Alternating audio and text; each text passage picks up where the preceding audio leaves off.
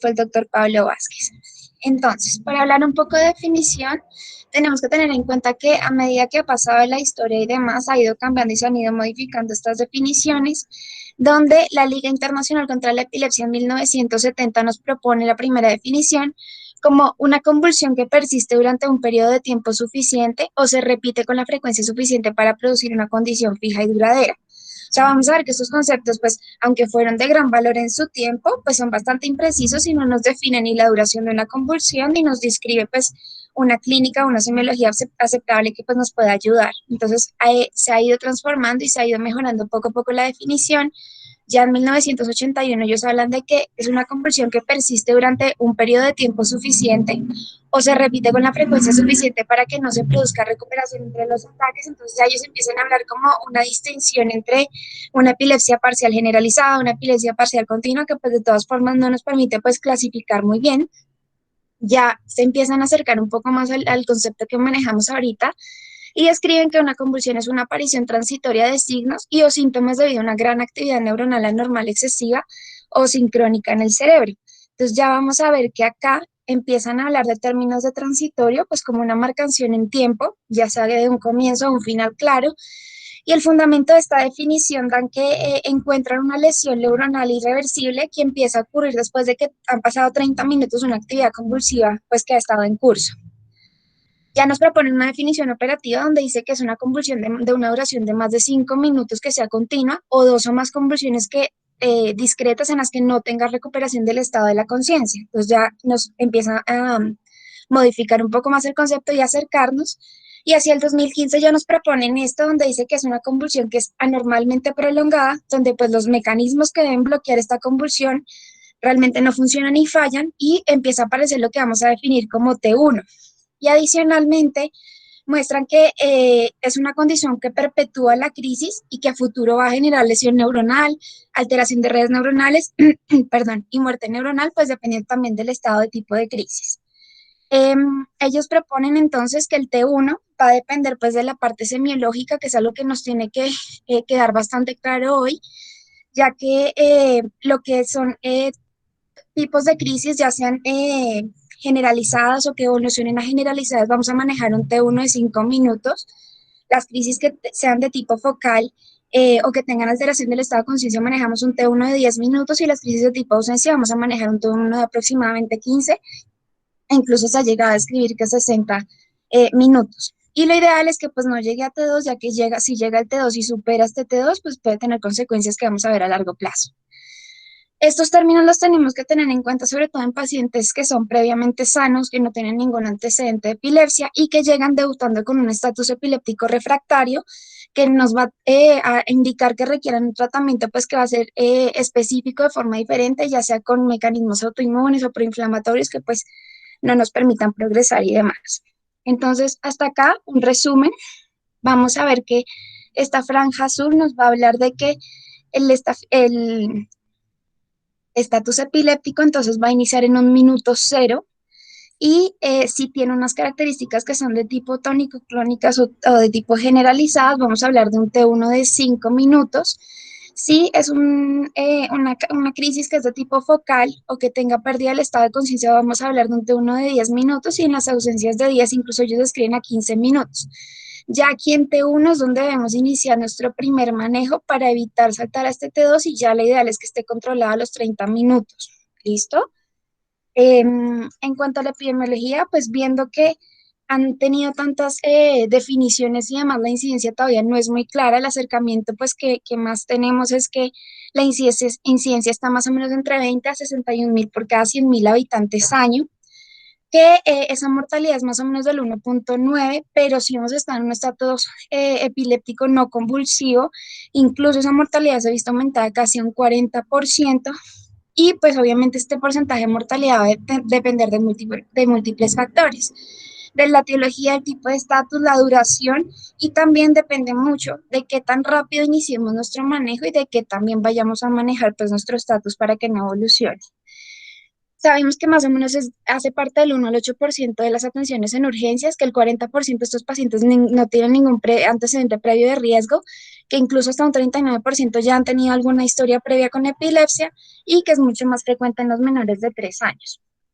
Entonces, en cuanto a la etiología, tenemos que esclarecer como un mapa mental en nuestra cabeza cuando nos enfrentamos ante un paciente con un estatus, pensando en los factores desencadenantes más probables que podamos tener con ellos, que hemos visto que lo más frecuente es el abandono de los medicamentos, el cambio de la medicación, el cambio de la marca o del tipo de medicación, un tratamiento inadecuado que también lo vemos a diario y que se pierden los controles si el paciente asciende de peso y no tiene el ascenso de la dosis adecuada y llega en estatus. Se ha visto también asociada a la deprivación de sueño y ya incluso en adolescentes el consumo de alcohol pues también ha influenciado bastante. Vamos a ver que el 50% que son las crisis febriles las vemos a diario, o sea, eso es algo que en pediatría se ve casi todo el tiempo. Incluso ahorita estando en época de pandemia, en época de COVID, hemos visto que pues, no ha parado esta crisis febriles, que es como lo que más nos va a desencadenar, y que si estas crisis febriles ya duran más de 5 minutos, lo debemos manejar como un estatus epiléptico. La más frecuente, como ya dijimos, el suspender los medicamentos, el cambio de la medicación, el cambio de la marca que también se ha visto.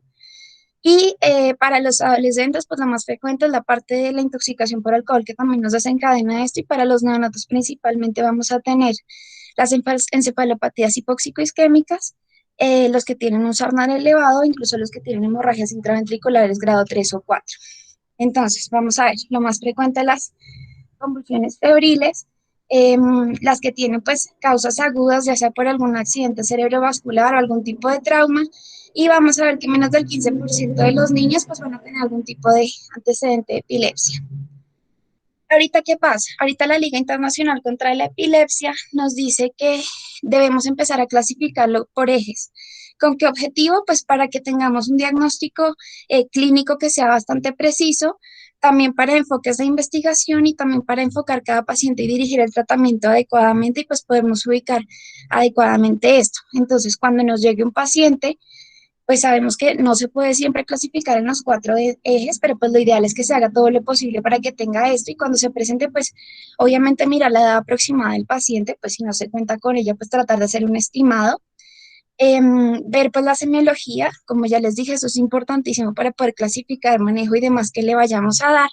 La etiología que pues se asocia muchísimo al grupo etario y ellos explican que debemos empezar a tener una correlación electroencefalográfica que pues claro, se sabe que no está disponible en todos los sitios, pero que esto nos va a ayudar mucho pues como para mejorar la elección del tratamiento, para saber qué tan agresivos vamos a hacer con el tratamiento e incluso para el pronóstico de esto. Entonces, pues la idea es que ahora se empiece a clasificar por los ejes principalmente. Un recorderis así rápido pues de fisiología neuronal, pues para más que todo enfocar el tratamiento y recordar por qué es que vamos a hacer este tratamiento. Entonces debemos recordar que la neurona pues se va a encontrar recubierta por la membrana plasmática, que pues está constituida principalmente por la bicapa lipídica. Recordemos que esta membrana es semipermeable y que vamos a tener iones tanto a nivel intracelular como a nivel extracelular que nos van a generar dos tipos de gradientes, un gradiente de concentración y un gradiente eléctrico. Entonces el gradiente de concentración pues va a determinar el paso, como ya sabemos, de moléculas de mayor concentración a menor concentración. Y aquí es importantísimo pues recordar que a nivel extracelular de la parte neuronal vamos a tener pues más que todo la concentración de sodio, que este siempre va a querer pues entrar a la célula, pero pues no puede atravesar por sí solo, entonces va a necesitar de los canales de sodio principalmente. Y a nivel intracelular el potasio también va a querer estar todo el tiempo extracelular, pero pues por la carga iónica pues se va a repeler, entonces no permite el paso de esto. ¿Qué pasa? Si, digamos, la neurona recibe algún tipo de estímulo, ¿cierto? Van a abrirse estos canales de sodio, hace que el sodio ingrese, entonces van a cambiar todo lo que son nuestras cargas a nivel intracelular, se tienden a ser mucho más positivas y cuando entra pues sodio de forma masiva va a generar un potencial de acción. Ese potencial de acción me va a generar la polarización de la membrana, se genera esa polarización, se genera ese potencial de acción y se va a propagar por el axón hasta que llegue a la parte de la neurona presináptica, que genera acá, hace que el calcio entre a la célula y genere la liberación de estas vesículas que contienen todo lo que son los neurotransmisores, que se van a ir hacia la hendidura sináptica. Recordemos que tenemos los neurotransmisores de tipo excitatorios como glutamato y aspartato y los inhibitorios que son los GABA, que son los que más nos interesan también ahorita. Y esta neurona posináptica va a tener los receptores pues para estos neurotransmisores que van a hacer que normalmente pues se active la neurona posináptica y genere pues toda esa despolarización continuando ese potencial de acción. ¿Qué debemos hacer? Pues prevenir que esto pase para que no haya esa descarga eléctrica principalmente. Recordar los 5 procesos de fisiopatología, mecanismos de fisiopatología, que es la alteración de actividad calcio-carmodulina, la peroxidación lipídica y formación de nitritos, la alteración de niveles de la acetilcolina, estrés oxidativo en hipocampo y los cambios de sistema histaminérgico. Entonces, como para fijar hasta el momento y recordar un poco la fisiología que vamos a resumir principalmente en este cuadro. Entonces, primero, mirar que siempre se enfoca desde minuto cero, que al minuto cero es que vamos a empezar a contabilizar y a monitorizar nuestro paciente. Entre minuto 0 y minuto 5 va a aparecer lo que vamos a llamar T1. Cuando las crisis son generalizadas, recordemos que el T1 va a ser de 5 minutos, si son focales va a ser un T1 de 10 minutos y si son por ausencias incluso hasta 15 minutos. ¿Qué va a pasar en este proceso? En este proceso yo voy a empezar a generar una fase compensatoria. Entonces sabemos que el flujo sanguíneo cerebral va a depender tanto de la presión de perfusión y la presión arterial media. Entonces, si voy a aumentar este gasto energético cerebral, voy a requerir pues que haya más consumo de glucosa y necesito mucho más flujo de sangre al cerebro, entonces voy a aumentar frecuencia cardíaca y tensión arterial incluso. Y vamos a llegar incluso a ver que la glucometría también puede estar aumentada porque sabemos que pues esta neurona se va a alimentar normalmente de glucosa y pues cuando está hiperexcitada pues obviamente va a tener mayor consumo de esta. Que también vamos a ver asociado un aumento del lactato sérico y de la creatinquinasa sérica. Entonces, si yo llegara a tomar gases en este momento, va a encontrar una acidosis hiperlactatémica, pero pues no nos podemos dejar llevar por estas cosas porque nuestro trastorno está generando estas cosas de forma secundaria y no necesitamos sentarnos a corregir eso pues para que no nos pase. Si vemos acá, en esta fase compensatoria, vamos a ver que todo lo que son los receptores de GABA y los de NMDA van a estar aumentados. Es la primera fase y yo los aumento para que intente compensar este mecanismo de crisis. Y recordemos pues que esos receptores GABA que están en la neurona postsináptica van a permitir que el cloro entre y que pues trate de inhibir principalmente todo este desenlace. Entonces, ¿qué vamos a ver? Ya cuando entramos a T2, vamos a ver que efectivamente el cuerpo no logró compensar toda esta primera fase y empieza a ver ya como tal una falla homeostática. Entonces ya vamos a ver que el paciente empieza con hipotensión, con bradicardia, ya empieza a desaturarse, ya la glucosa y el lactato empiezan a descender, y ya lo que vamos a ver es que empieza a haber como una regulación tanto de genética como epigenética de estos receptores donde pues no solamente van a estar internalizados, sino que ya a nivel de núcleo esta información genética no se va a reproducir bien. Entonces ya en esta fase tenemos que estarnos preparando para ir en pro de intubar al paciente y de monitorizar bastante al paciente. Adicionalmente, ¿qué vemos? Empiezan a ver algo que nosotros denominamos como el mioclonus, entonces vemos que el paciente que pasa empieza a entrar en una hipoxia. Todos estos mecanismos que veníamos haciendo, pues que el paciente se empezara a mover y generar esas descargas eléctricas, dejan de funcionar y empiezan una fase que se llama una disociación electromecánica, ¿cierto? Cuando empiezan esa disociación electromecánica, quiere decir que el paciente está dejando de presentar continúa presentando convulsiones a nivel cerebral, pero ojo porque no va a tener la clínica. Y más si tiene alguna alteración del estado de conciencia, entonces no podemos dejar pasar estos estados epilépticos no convulsivos, entonces por eso es tanto la importancia de que tengamos bien monitorizado al paciente y no dejemos llevar esto. Y ya por último, si llevamos pues horas o días continuando pues con este proceso y presentando esos episodios convulsivos, pues ya vamos a ver que va a llegar incluso a un colapso cardiorrespiratorio y va a llegar pues a una falla multiorgánica. Entonces, para la clínica, importantísimo clasificarlo. O sea, la semiología acá debe quedarnos bastante clara porque de esto también va a depender mucho nuestro manejo. Si tenemos un paciente que ya llegan sus movimientos o que el familiar dice que ya empezó, de una vez lo asociamos como un inicio desconocido. Sí, vemos que pues es de inicio generalizado, que pues van a haber como síntomas simétricos, vamos a ver que va a haber supradesviación de la mirada, que pueden tener alguna fase ya sea tónica, clónica, mioclónica, no, pues debemos identificar bien, o las ausencias, que es súper importante identificar bien que no tengan ni ausencias ni mioclonías, porque me va a cambiar también el tratamiento de estos dos. Y por último, pues ver si es de inicio focal, que pues son las que son de tipo comportamental, que tienen algún grito, que tienen alguna postura tónica que va a ser asimétrica, que muchas veces pues nos toca verificar si tiene alteración del estado de conciencia o si está preservada la conciencia, entonces pues clasificar más o menos esto. Les traigo unos videos para ver pues más o menos como la semiología de estos. Quisiera pues que los viéramos a ver qué opinan.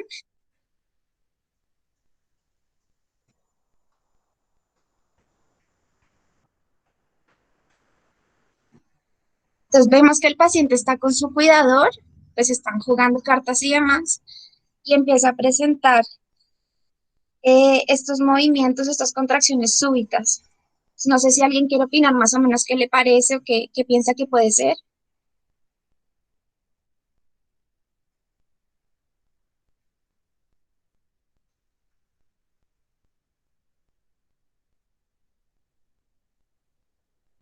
Ale, quedas autorizada a preguntar por nombre propio. Bueno, alguna que quisiera como describir ese episodio convulsivo que estamos viendo. Alguno de los internos, pues que es como lo importante que ustedes identifiquen bien esto.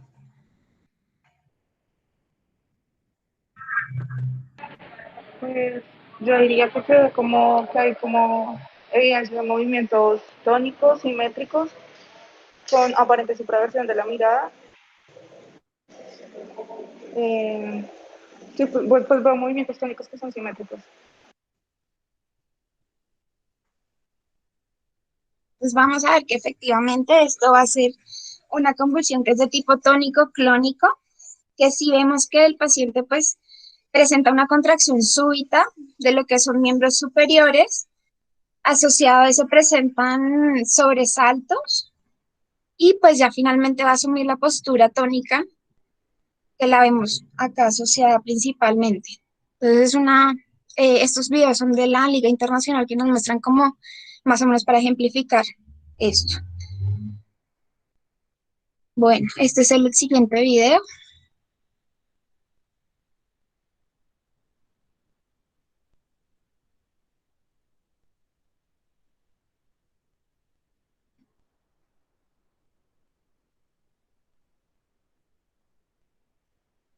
Alguien que le diga pues más o menos qué les parece o qué piensan que puede ser, de qué tipo. Pues yo pienso que es focal, pues tiene un movimiento tónico de extremidad superior, de miembro superior derecho. De acuerdo, entonces pues va a ser, es de tipo focal, exacto. Recuerden que los podemos clasificar en tipo motor o tipo no motor, que este es de origen motor y pues van a tener síntomas que son asimétricos, que es lo que más nos va a ayudar a identificar estos tipos de niños. Entonces vamos a ver que es únicamente acá simétrico, que en este, recordemos que puede ser tónico, clónico, mioclónico, que este sería de tipo mioclónico, porque tiene una amplitud que es aleatoria y pues va a ser bastante. Y este otro,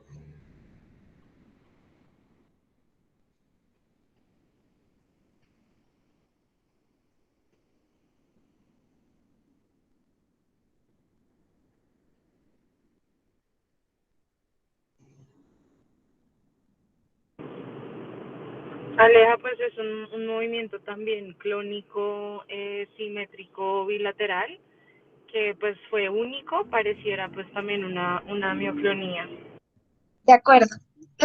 Les traje estos dos precisamente para identificar. Vean que los clónicos, los movimientos que son tipo clónico, van a ser de una amplitud que es bastante baja y que va a tener un ritmo, más o menos. Entonces van a ver que es un movimiento rítmico, igual los dos van a ser asimétricos, mientras que en este que es de tipo mioclónico, van a ver que es una amplitud que es bastante amplia y es aleatoria.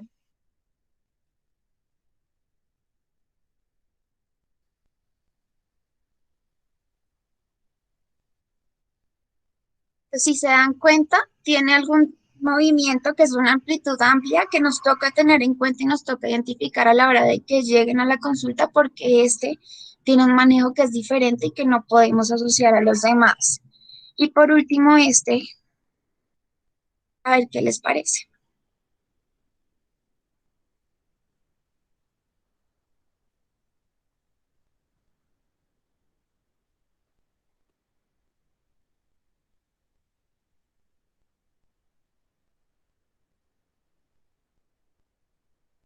¿Algún interno que me diga qué les parece este movimiento?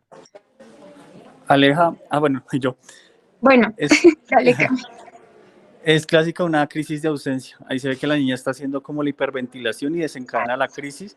No tiene posictal y la niña recupera normalmente y duró menos de 20 segundos. De acuerdo, tiene supraversión de la mirada, tiene desconexión con el medio, que la estamos viendo ahí, entonces también tenemos que tener muy, muy presente este tipo de convulsión que también nos va a identificar algo distinto. Listo. Entonces ya para hablar con diagnóstico, importantísimo, entonces hacemos nuestro esquema mental, ideal hacer una buena anamnesis, una buena y detallada historia clínica y tener presente de que si tiene algún antecedente de epilepsia, tener presente si está tomando algún tipo de medicamento, si ha hecho cambios en los últimos 20 días, en el último mes, cuándo fue el último cambio, el control, si le han cambiado la marca del medicamento y demás, porque esto también nos puede enfocar mucho. Y a la hora de hacer la exploración clínica, entonces debemos identificar pues las principales causas que nos puedan conllevar a esto y pues estar en búsqueda de. No necesitamos hacer ninguna exploración bioquímica que nos vaya a cambiar la conducta, pero pues sí podemos completar un poco más nuestro estudio haciendo una exploración bioquímica con electrolitos, glucometría y función hepática y renal. Y a nivel de imágenes, entonces dependiendo de qué estemos buscando, si vamos a solicitar una tomografía, entonces pues es porque estamos pensando en cosas grandes, en lo que son sangrados, en tumores o malformaciones grandes, ya la resonancia nos va a detallar un poco más. Y el electroencefalograma, que pues lo ideal es que lo tengamos presente todo el tiempo, pues porque me va a dar el diagnóstico, me va a dar la clasificación, me va a mostrar pues como esa atención presintomática de síntomas, de convulsiones, perdón, y un monitoreo pues constante, sobre todo, y ver cómo está respondiendo este manejo instaurado del anticonvulsivante. Entonces, recordéis hasta el momento, inicia el estatus, empezamos a monitorizar del 0 al 5, ya a los 5 minutos estamos hablando de que tenemos un estado epiléptico precoz, que vamos a empezar a dar nuestra primera línea. Hacia los 30 minutos ya iniciamos con el T2, que va a ser el estado epiléptico establecido, ya empezamos con la segunda línea y si esto no ha funcionado, ya vamos a estar hablando de un estatus epiléptico refractario que ya va a querer monitorización en una unidad de cuidado intensivo. Entonces, tratamiento. Tan pronto llegue un paciente, lo primero que uno debe hacer es, bueno, tratar de hablar con la mamá y saber sus antecedentes y saber sus cambios. Segundo, verán que ante qué tipo de crisis nos enfrentamos, si es un tipo de crisis focal, si es un tipo de crisis tónica, si es crónica, si tiene algún tipo de ausencias, para yo poder saber qué manejo le voy a instaurar. ¿Qué debe tener nuestro manejo inicial? Pues obviamente toda la parte de la reanimación, la monitorización de nuestro paciente, la evaluación completa y pues para saber la etiología tenemos que establecer un acceso vascular y pues la toma de paraclínicos y pues la oxigenación. Como siempre en pediatría, pues hacer el paciente mío y hacer toda la monitorización correspondiente. Les traigo este artículo que fue publicado en una revista de epilepsia, donde es un ensayo clínico aleatorizado que es doble ciego, donde busca mostrar la no inferioridad a la eficacia del midazolam intravenoso versus el lorazepam del midazolam intramuscular versus el lorazepam intravenoso. Ellos lo que hicieron fue que empezaron a hacer de forma aleatoria el uso de estos dos a nivel prehospitalario, en ambulancias y demás, y ver cómo eran el desencadenante, y se dieron cuenta de que pues no hay ninguna alteración cuando colocamos lo que es el midazolam intravenoso, esto con el fin de que si vemos que la jefe no puede canalizar o le ha costado pues conseguir un acceso vascular, pues podemos darle nuestro manejo intramuscular y pues no va a estar contraindicado. Tenemos ya nuestro estatus, nuestra primera línea que vamos a manejar, las benzodiazepinas. Disponemos de 4 benzodiazepinas, lo que es midazolam, diazepam, clonazepam y lorazepam. Con diazepam lo dejamos a una dosis de 150 a 300 microgramos kilo, se puede pasar en un minuto, igual que el diazepam, a una dosis de 200 a 500 microgramos y el clonazepam se pasa de 10 a 50 Esto tener presente de que vienen dos ampollas, dos presentaciones diferentes, una presentación que está transparente y una que viene en una ampolla que es como café. Importantísimo, importantísimo y siempre estar pendiente de que siempre la ampolla café se debe introducir en la transparente para que genere esa reacción exotérmica y ahí sí se inyecta el medicamento porque si no, pues no nos va a estar funcionando del todo bien. ¿Cómo actúan nuestros benzodiazepinas? Principalmente pues con el receptor GABA. Entonces recordemos toda la fisiología y el repaso que hicimos. Tenemos el impulso nervioso, entonces el receptor GABA, perdón, que va a estar en la neurona posináptica, va a permitir la entrada del cloro a la célula con su carga negativa, pues ayuda a que no se continúe ese potencial. Y las benzodiazepinas se unen a este receptor GABA, también bloqueando pues permitiendo la entrada del cloro, bloqueando ese impulso nervioso y ayuda pues a que la neurona posináptica no se despolarice, entonces paramos ahí nuestras crisis principalmente.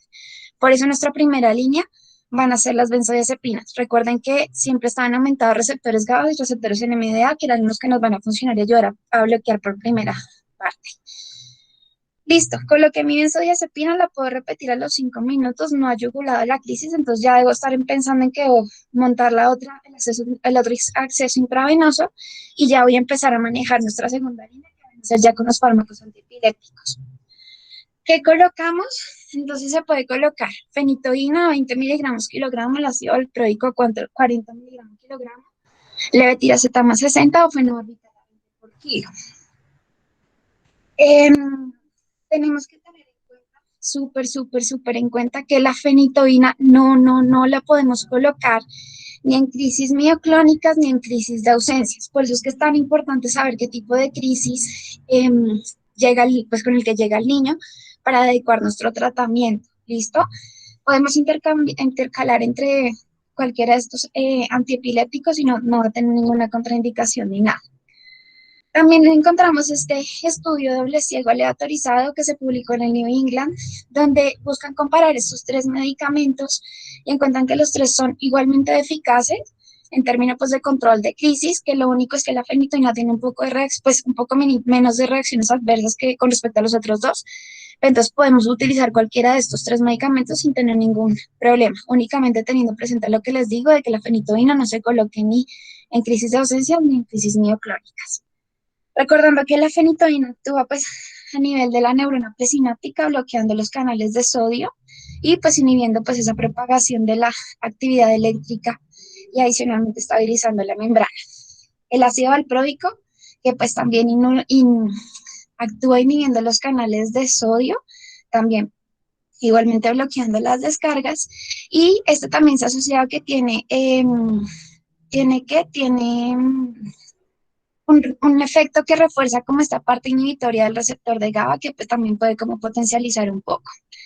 Levetiracetam, que actúa de forma diferente, que este va a actuar sobre todo a nivel de las vesículas presinápticas, entonces impide que se liberen estos neurotransmisores que están en las vesículas, pues porque tiene una alta afinidad sobre todo a la proteína 2A principalmente. Y el fenobarbital, que este es un barbitúrico que va a funcionar pues también con los canales de GABA, con una subunidad que es completamente la de la benzodiazepina, pero entonces si ya se han ocupado todos los receptores GABA, pues no vamos a ver que haya bastante cambio cuando se adiciona el fenobarbital. Colocamos ya nuestros benzodiazepinas como primera línea, nuestros antiepilépticos como segunda línea, y el paciente nada que yugula la crisis.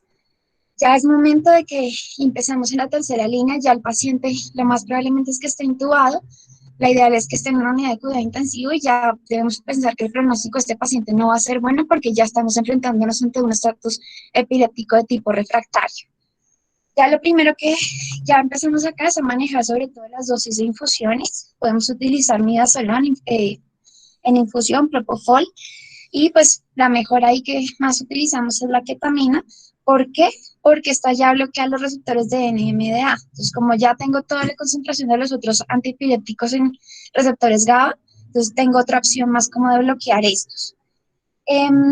Ya lo ideal es que el paciente acá esté con una monitorización electroencefalográfica. Lo ideal es que si ya estoy en un coma barbitúrico, pues esa monitorización me va a ayudar y vamos a ver que también van a presentar algo característico que es un patrón de estallido de supresión, que también pues como que me ayudan a definir muy bien la conducta a seguir y demás. Entonces, la Liga Internacional contra la Epilepsia nos trae estos algoritmos que creo que les deben quedar claro. Entonces, tener presente que llega nuestro paciente y en los primeros 0 a 5 minutos no hablamos de ningún manejo con medicamentos, no se nos olvide eso. Hasta de ahí es que estamos monitorizando, hasta ahí es que estamos encontrando bien cómo está nuestro paciente y estamos analizando muy bien pues el tipo de crisis y demás que va a tener.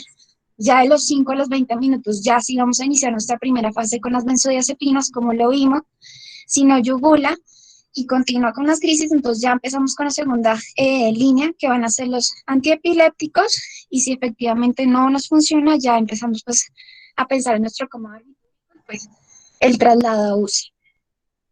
Que se ha visto que esta mortalidad depende de qué tan largo sea el estatus, de pues bueno, cuántos días, cuántas horas dure, y también se ha visto que toca asociarlas a las comorbilidades que se vayan asociando mientras el paciente pues, esté hospitalizado en la UCI pediátrica, sobre todo la hipotensión que se ve asociada al síndrome de Propofol, y algunas veces que se han visto casos de infección y demás, pero pues la idea es que ya aquí se empieza a manejar más específicamente. Indicaciones, pues sobre todo para la monitorización después de tener un estatus refractario, los pacientes que busquen, pues la idea es monitorizarlo después del uso de los anticonvulsivantes y todo aquello que tenga la alteración del estado de conciencia, recordando que pues tenemos también el estado epiléptico de tipo no convulsivo y que pues también es importante. ¿Qué queremos hacer ahorita hablando de UCI?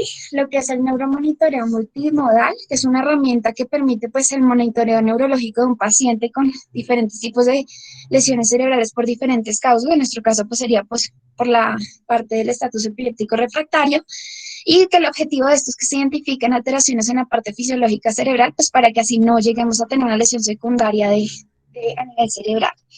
Se plantearon dos modelos de este neuromonitoreo. El tradicional, donde pues el paciente llega a la UCI, va a tener su deterioro neurológico y pues la idea es que se haga su intervención pues para que no tenga un daño sostenido. Y un modelo ideal donde el paciente va a ingresar a UCI de forma temprana, se detecte un daño fisiológico a tiempo, como pues con toda la parte de estrategias del monitoreo multimodal, perdón, y el fin es que este paciente no tenga ningún deterioro, que tratemos de mantener una fisiología cerebral en rangos de normalidad y asimismo pues minimizar esa lesión cerebral secundaria, que es lo que se busca. Se pueden utilizar diferentes tecnologías, lo más importante es que hagamos una integración adecuada pues, de todos estos datos y asimismo pues poder interpretar y hacer un plan terapéutico que sea acorde pues con la monitorización y el estado del paciente que vaya teniendo poco a poco. ¿Cómo se hace este monitoreo? Se puede hacer pues por diferentes tipos de monitoreo. Está la monitorización de la presión intracraneal con la medición de la PIC, que pues en muchos casos digamos es gold estándar dependiendo del caso que tengamos del paciente. La monitorización del flujo sanguíneo cerebral pues a través del Doppler transcraneal. La monitoría del oxígeno cerebral pues con varios grupos, ya sea por presión tisular de oxígeno, por medición de saturación de bulbo yugular, perdón. La monitoría de metabolismo a través de la microdiálisis cerebral. Y nuestro más elegido y el que vamos a tener en cuenta, que es la monitoría de la actividad cerebral a través del electroencefalograma de tipo continuo. Mientras estamos haciendo este neuromonitoreo, tenemos que tener una evaluación clínica, tenemos que tener la monitorización paraclínica del paciente y ver pues que hay diferentes tipos de monitoreo, ya sea de tipo encefálico con una monitoría cerebral, ya sea local o global, o de tipo no encefálico teniendo pues ya en cuenta las variables sistémicas. Esto es para recordar pues los tres componentes de la bóveda craneal y recordar pues la teoría de Monroe-Kelly, que pues si va a aumentar alguno de estos tres componentes, los otros dos deben disminuir, que también es importante. Y tener en cuenta pues esta curva de distensibilidad cerebral, donde vamos a ver que si hay una buena compensación y una alta distensibilidad, cuando tengamos cambios grandes de volúmenes, vamos a tener cambios mínimos de presión intracraneal. Esto vamos a ver cuando está compensado, pero sí vamos a ver que se va a ir depletando, va a ir aumentando lo que es el riesgo de isquemia y de herniación, llegando incluso a un colapso de la microvasculatura cerebral, que pues lo ideal es no llegar a esto. También encontramos un estudio, este es un estudio retrospectivo que se hizo en 517 niños que pues se monitorizaron con electroencefalograma continuo en una unidad de cuidado intensivo donde Ellos definen las crisis electroencefálicas como eventos electroencefalográficos que son diferentes a la actividad de base, que debe tener una duración de más de 10 segundos en un campo eléctrico, que pues debe tener un cambio en frecuencia, morfología de la curva y pues en el espacio de esta. Que el estatus electroencefalográfico pues lo asociaron como crisis electroencefalográficas que duraban más de 30 minutos o crisis parciales que cuando se sumaban duraban más de 30 minutos más que lo sumaban en un periodo de 1 hora. Y vieron que del 10 al 40% de esos pacientes que se monitorizaban tenían crisis electroencefalográficas, algunas tenían manifestaciones sutiles con biotelemetría, o sea, algunas tenían clínica y la mayoría no. Entonces, por eso es la importancia de tener como esta monitorización electroencefalográfica. Indicaciones, pues que el paciente tenga alguna alteración del estado de conciencia, pues posterior a la crisis que tuvo, que tenga esa alteración que va a ser fluctuante, que no nos va a permitir bien. Cuando ya estamos en el coma barbitúrico, o sea, que tengamos la parálisis farmacológica, no, que ya tenemos estatus refractario, y pues cuando tenemos eventos paroxísticos que sean sospecha pues de crisis para ver el tipo de la naturaleza de esto. ¿Qué vieron ellos? Vieron que el 50% de las crisis se detectan en la primera hora de ese trazado del electroencefalograma continuo, que más o menos el 90% están en las primeras 24 horas, y si era una duración más o menos de 24 a 48 horas, pues dependiendo de la patología y pues cómo estuviera el paciente lo iban estableciendo, y llegaron a la conclusión de que si no había una normalidad en las primeras 2 horas, la probabilidad de que encontraran crisis electrográficas pues era menor al 5%. Como pronóstico favorable con respecto a electroencefalograma continuo, entonces si había una mejoría en el electroencefalograma en horas, pues le llevaba un buen pronóstico. Si había una buena reactividad o si había unos patrones anormales de sueño, como que llevaba al niño como un mejor pronóstico, pero si veían el patrón de estallido, supresión, si veían que había una atenuación que fuera grave, una falta de reactividad o la actividad epiléptiforme multifocal, vieron que pues eran de un pronóstico desfavorable. Y pues esperamos que les haya quedado bastante claro esto. Es algo que nos llega no tan frecuente, pero es mucho más frecuente de lo que ustedes imaginan, y pues la importancia de poder identificar e instalar manejo temprano nos va a ayudar muchísimo a prevenir esas secuelas que se han visto en muchos niños. Gracias. Alejita, muchas gracias. Qué presentación tan bien organizada, muy clara. Tocaste los temas relevantes para los clínicos, pasando un poco